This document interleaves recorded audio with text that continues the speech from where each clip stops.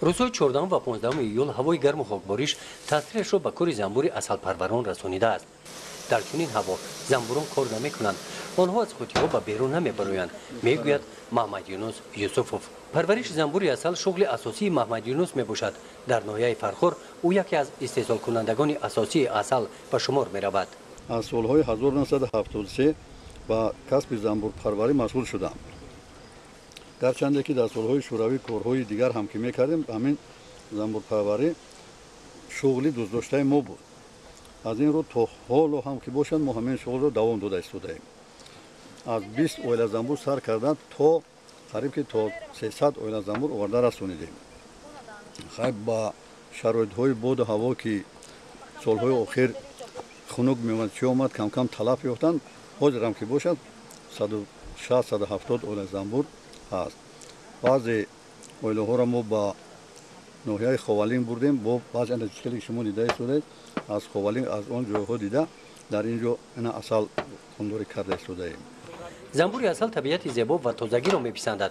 محمد یونس یوسفوف این قوطی‌های زنبور عسل را از شهر فرخور به دهه خرمزمین آورده است. طبیعت زیبای این دهه، تازگی محیط اطراف برای پرورش زنبور عسل خلای میباشد. حاضر نقص شده است که وقتی که زنبورها در سال‌های اول خیلی نبود، حاضر که تلف یافت، باز از مملکت‌های داغستان، از کافکاز، از اون جای‌ها آورده، باز که رفته از اونجا با خرید میکنن بچه‌ها که همین تلف یابی کم میشود. اکنون با یافت میشود عموما. اگر که نباشد دیگر در این جابجا کردن زنبور قیمت‌تر است. عسل به مهنت به دست نمی آید، اما که محمد یونس همه روز قوطی‌ها را از نظر گذرانده تازه نموده برای آنکه زنبور کار کند شرایط مهیا می نماید. البته ما از حساب همین روز میگذرانیم. اینا ای بچه‌ها را نواس‌ها را همه را میخورونیم، میپشونیم، میخونونیم. فرزندای خرد من الکی با این سر کار دارن کار کرده استودند. در ناحیه فرخور به رشد ساحه زنبور پروری توجه کلان ظاهر کرده شده. زنبور پروران از جانب مقامات اجرایی حکومت دولتی ناحیه دستگیری می‌یابند. این باعث آن گشته است که استحصال عسل هر سال زیاد می شود. در ناحیه فرخور با شغل زنبور پروری 145 نفر به همین کار مشغول میباشند.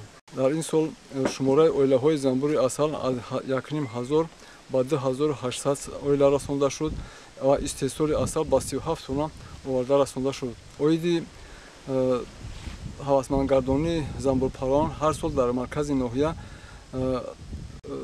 آزمون ادانه عسل پروری گذرانیده می شود که در آن بهترین زنبور پروران با تحفه‌های پولی و مالی قدر گردیده پیشقدمان با گذراندن آزمون ولایتی و جمهوریوی رویخط داده می شوند.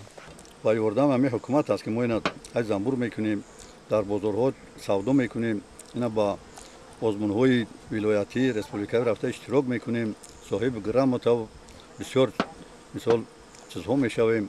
البته حکومت یاردمش است. برای محمد یونس یوسف و دیگر زنبور پروران ناحیه فرخور در این سالهای اخیر مشکلی پیدا گشته است. با پیشروی کار آنها زنبور علا و زنبور زردک تاثیری بد میرساند. باز برای خلال رسانیدن یگانه راهی که همین مورد زنبور علا بسیار خلال میرساند. مثلا پشه دورو داره، موش دورو داره، بسیار همین حشرات دورن، لیکن همین زنبور علا در درون اویله زنبور در اومده زنبور عسل را در درون نیست میکنند. لیکن میخورند میرود. برای همه از لیمون التماس میکنیم که با مقابل همین زنبور علا یگان دارو یگان پرپارات اختراع کنند که همین زنبور علا را نیست کنند. این همه خواهش داریم. برای زنبور پروران ناحیه فرخور این سال خوب آمد. در این سال نظر به سالهای گذشته آنها بسیارتر عسل استحصال نمودند. زنبور پروران خواهش دارند که برای صادرات عسل در ناحیه شرایط مهیا کرده شود. برای صادر کردن این بسیار کارها را با جا آوردن در کار.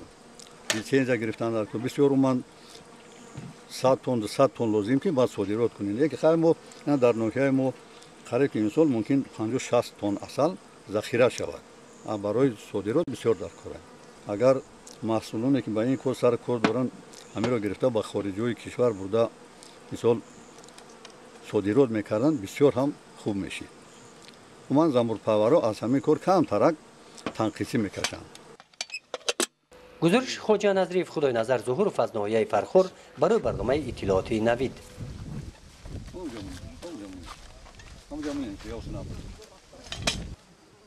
دیگه همه گفت